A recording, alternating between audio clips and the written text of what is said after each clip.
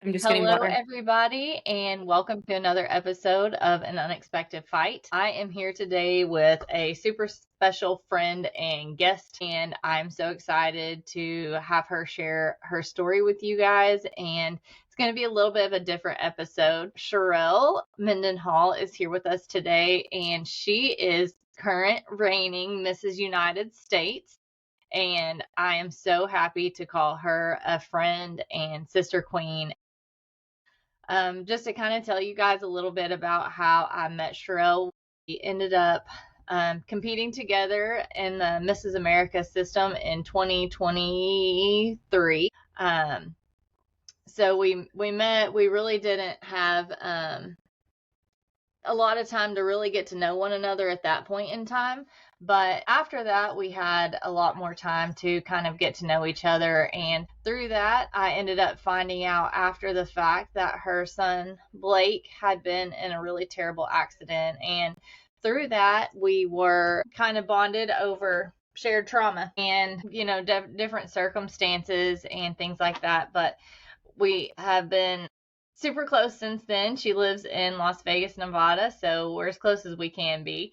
But with me being in Arkansas. So, Sharelle, why don't you just kind of tell them your story? Tell them whatever you want them to know. Well, hi everyone. First off, thank you so much for tuning in. It's a pleasure to meet you all. I just love this story and this platform, just for a place to talk about what we're going through and be there for one another. Because I feel like if we share our stories, then sometimes it helps someone else who's in the midst of what they're going through or having the tough days, and just seeing that other people have gone through ridiculously tough things, and there is life on the other side, and there's a place where you can have an outlet, whether it's talking about it, whether it's creating a foundation like my incredible friend Tiffany has done, or whatever you do to turn it into something good. But so my bonus son, I call him a bonus son, not a stepson, but my bonus son that I've known since he was a baby.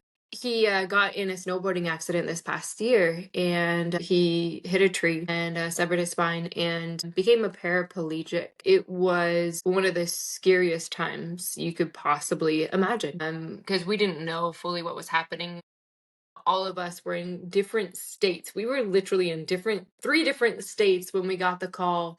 And so I popped on a flight from Las Vegas. Adam popped on a flight from Park City, and uh, Tasha was actually down in San Diego working, and she flew up. And so we were all converging grandparents, driving over to get to Reno to see Blake and the extent, because they wouldn't give us any information, basically. And the reason why they wouldn't give us any information is because there wasn't a single parent with him. He was there with some friends on the mountain in Tahoe. And so we went on this crazy journey of not knowing what was going on. We didn't know what the extent of the damage was. We just knew that he was being flown.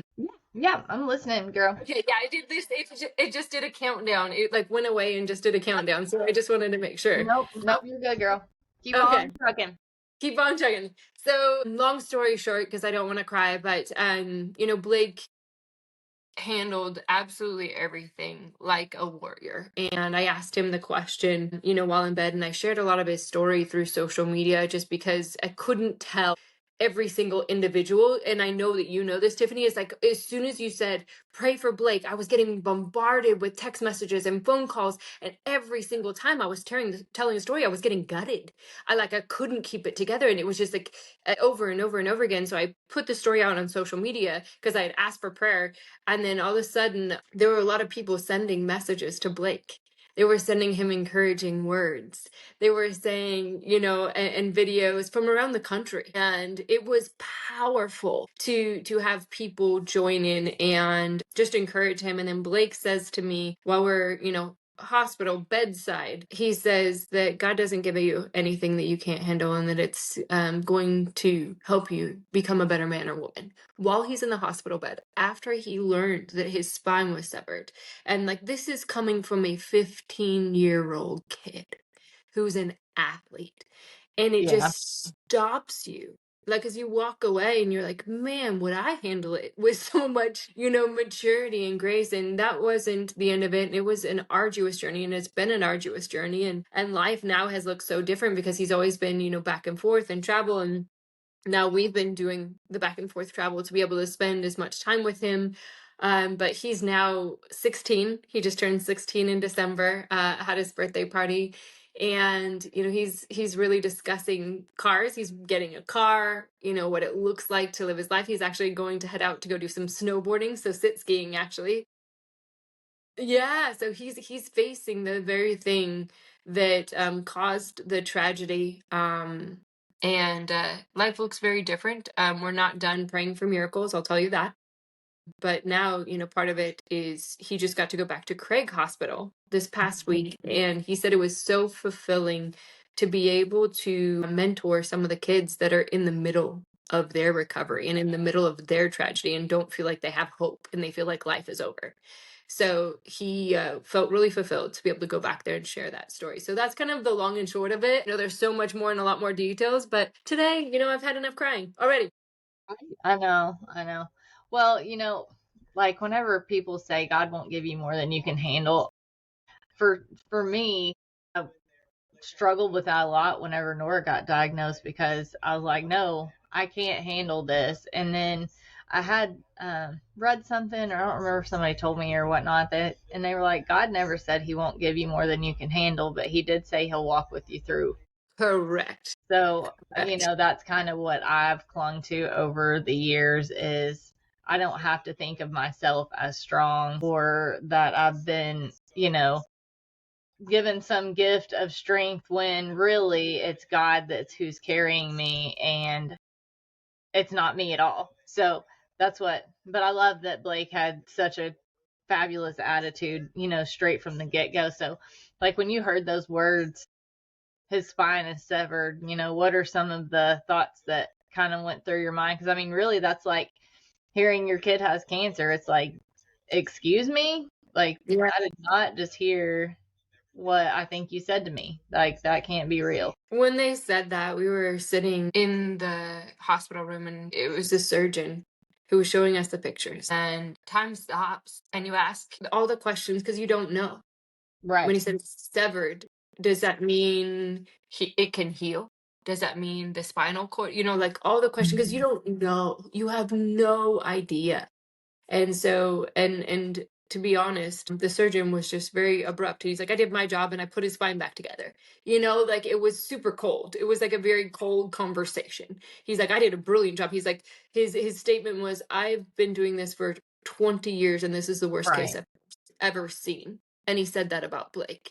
And so that was the moment that we knew we were in for a different kind of fight. We were in for, and obviously we have a blended family. And so with that, there was a lot that was going to ensue over the next few weeks, and just taking shifts and sleeping in the room with him and watching over him and him not being able to eat and just everything, him just like losing weight rapidly and protecting him from getting sick and all the things and just all the emotions that were going on as far as adults and each one of us like needing to keep it together for Blake, like Yeah. it's a whole other scenario too, Yes. just Absolutely.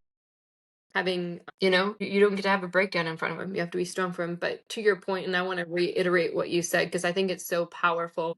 Whatever we are going through, it isn't, and everyone says, that phrase, the God can't, but it's so true. His promises are when you're going through it, I will be there with you. When you pass through the water, I will be with you, and it's just like, wow, God, in this world, you will have trouble, but take heart, for I have overcome the world. There's promise after promise that just talk about him being with us and going with this. And even he says that he'll turn around things for his good, you know? Absolutely. And I think that those are key takeaways. If you hear nothing else, if you hear nothing else, just your reminder of that. And then, that he'll turn around absolutely everything around for his good. Absolutely. So, Well, I think y'all are doing a great job of doing that yourselves as parents. And, Blake's that way because of who's raised him, right? That, he's a product of how y'all taught him and raised him up in that, and to know that he can lean on God in times of trouble. And I really love that and commend you guys for um, raising him in that, because if you hadn't, he wouldn't be where he is today, especially with having such a traumatic injury at such a age of change and of growth and of puberty and girls and, just all of the normal teenage things that now look very different for him. Yeah. But y'all Yeah. taught him grace, how to take things with grace. And that's, some of the coolest things that you can watch as a friend is, watching your friend's kids navigate through trials gracefully. I love it. It's crazy, to be honest. Again, Yeah, like, Adam and I will have conversations and it's just like, what? Like that's what he said. Like that's where he's at. And it's so powerful. And right now, again, we're at that almost 1 year mark. It's not even a year, but we're almost at that 1 year mark. And he's talking about how he can get a job, how he can start making money. And that's just like a testament to his attitude about life. And absolutely. So, I mean, has this changed y'all's day-to-day life and routines on how things go? Absolutely. I mean, everybody, specifically because again, right now he's up in Napa, and from everything from his bed to his room, everything was remodeled. Because it's like you couldn't get through certain doors, bathrooms. People don't realize the impact that it has, especially with an older home. And it's everything. And I know some people know what this means, but and some people don't. You have to go through things like program, and everything from going to the bathroom, from getting up to showering to eating, everything changes. And then you're figuring out, because he doesn't want to be handicapped. He knows where he's at, and but he wants to still live a high school life, with his buddies. Hmm. And so figuring out how to just live as much of a normal life as possible. So it's like understanding the amendments, but also understanding that he is a 16-year-old kid and wants to go hang out with his buddies, and they play cards and they play games, and it's understanding that difference and balance. But yeah, Yes, yes. I it's mean, I think so much of y'all's story is also relatable to kids with cancer because they can lose limbs, they can have to have all these surgeries, the not eating, the changes around your home, how much you have to care for them is all just so very similar. And there's a lot of children who end up in wheelchairs or with assistive devices after they go through treatment or because of their cancer. And so um, y'all just really think about and listen to the advice that Sharelle has here. So I'm going to ask her a little bit about how she cares for herself during all of this time. So tell us a little bit about how you took care of yourself mentally, physically, spiritually through this journey that you've had with Blake, because as a caregiver, I think a lot of times we end up putting ourselves on the back burner when really that's the absolute worst thing that you can do for your child, because then you're not your best. You're not able to be your best, act your best, mentally able to carry the load for somebody else. That's what you have to do. You're carrying the emotional, mental, physical load of a whole nother person. That's tough. So tell us kind of how you navigated through that. For me personally, I would say the hardest time was at Craig Hospital. And, because we were taking shifts, we were taking turns, on each one of us staying with him and watching over him. And so, when you're staying in the hospital, the thing is like you almost like you have a bed and it's kind of tucked away because he was, a minor. They allowed us to stay in the hospital room with him.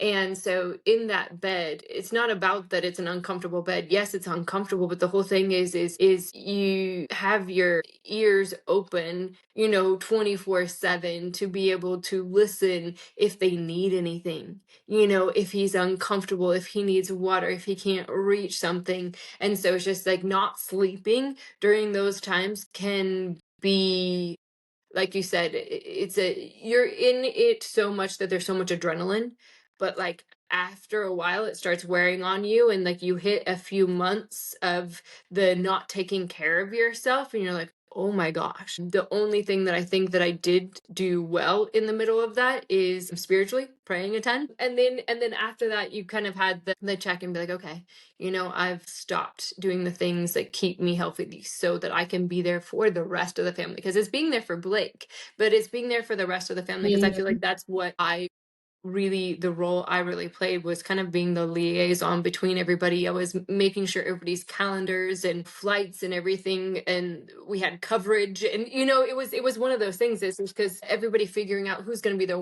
when they could be there. But taking care of yourself is so so so important. And if you're in the middle of this or you're after this and you're like, wow, I just completely stopped working out. I just completely stopped, jumped back into working out, because I know me personally, if I don't do that, I'm not the best version of myself. I have more energy, I have more clarity, I'm happier, I don't hate the world. But it's really that element is really important. And then for me, it's prayer and meditation, just praying and meditating on the word of God, because it helps me to get perspective. I know you reference, some verses and the word that carried you through, but it's like you'll get a word for that Mhm. season. You'll get a verse for that season. And it's like I do battle with that verse, because each day, each week, each month could be something different that you're dealing with. It could be emotional, it could be physical, it could be guilt, it could be shame. When it's not your fault, like on certain things, like you couldn't have protected, you couldn't have prevented, you couldn't have, you know what I mean?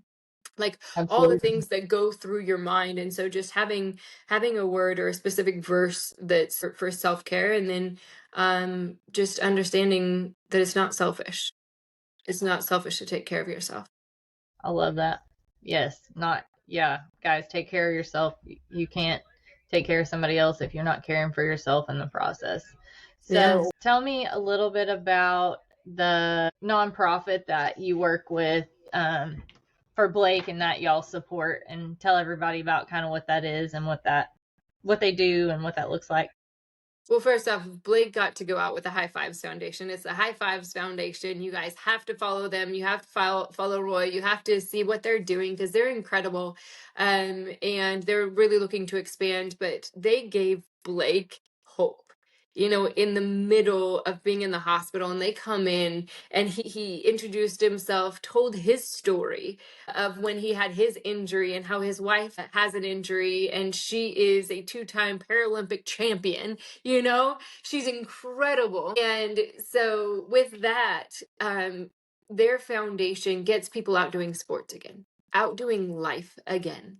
And I think it is so critical for people, and sometimes it's not the same. So they call themselves an adaptive sports facility. They work with veterans, they work with people with injuries. It's really vast, the impact that they have. And so anybody anywhere, you need to follow the High Fives Foundation. You need to get involved, go to their gala, donate, whatever it is, bring awareness, buy a hat, buy a shirt, whatever it is to support, because they're changing people's lives. And Blake, his first day out behind the boat. He actually got to go behind the boat, and he's wake surfing in Tahoe behind the boat, strapped onto the board. And he said it was the best day that he'd had since his injury. And if that doesn't tell you something, that every Yeah. single person, every kid needs to be able to do sports again, to do life again, especially if that's something that they love.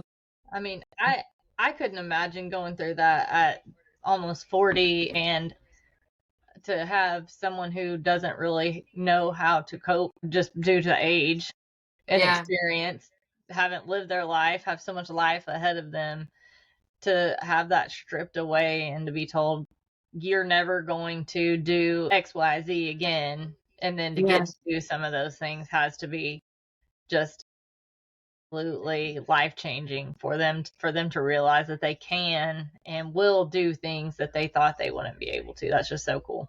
So it yeah, is.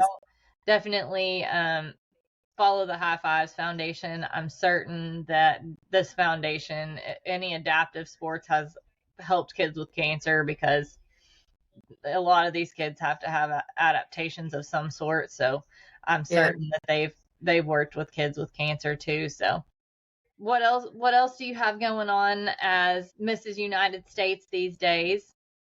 We working with any other advocacy groups, working on any other Oh projects? my goodness. So many. We wouldn't have time. I could continue to list them. Really just on my social media, you can follow a lot of the things that I'm doing. I was just speaking with John Ponder. He's the month of second chances is in April.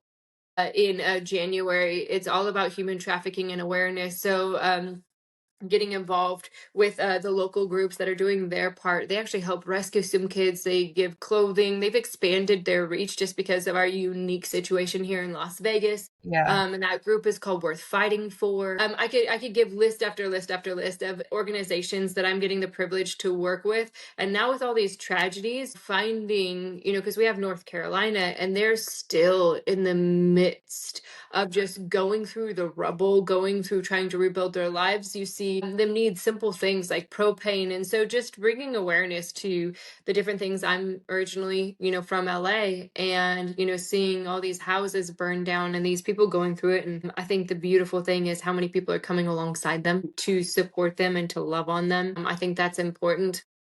So just sharing the people are doing to get people involved.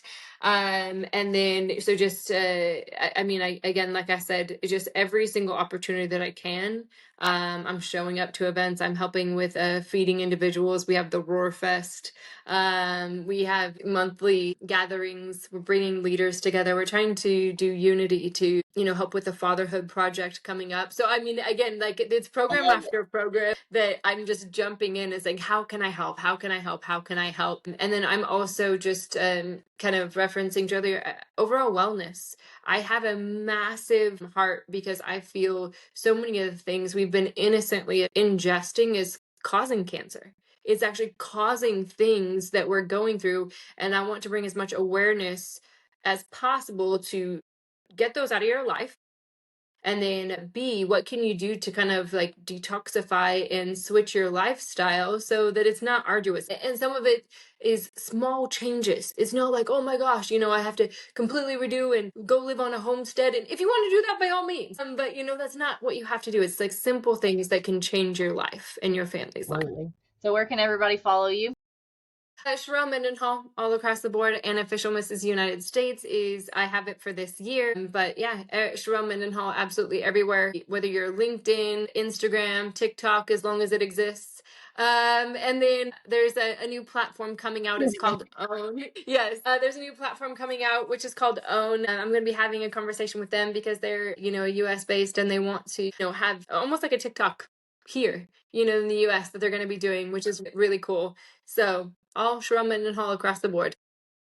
I love it. Y'all, she doesn't just put on like an act or a face to talk about this kind of stuff. Like, this really is an incredible woman, and I couldn't have picked a better person to represent our country than her. She is truly incredible and amazing, and a God-fearing woman that puts her heart and soul into others. So go follow her. Check out all of these different nonprofits, these different causes that she's supporting, because I promise you, if she's supporting them, then there's some validity to it. So I love you guys. I hope you have a great rest of your day, and thank you for listening to An Unexpected Fight.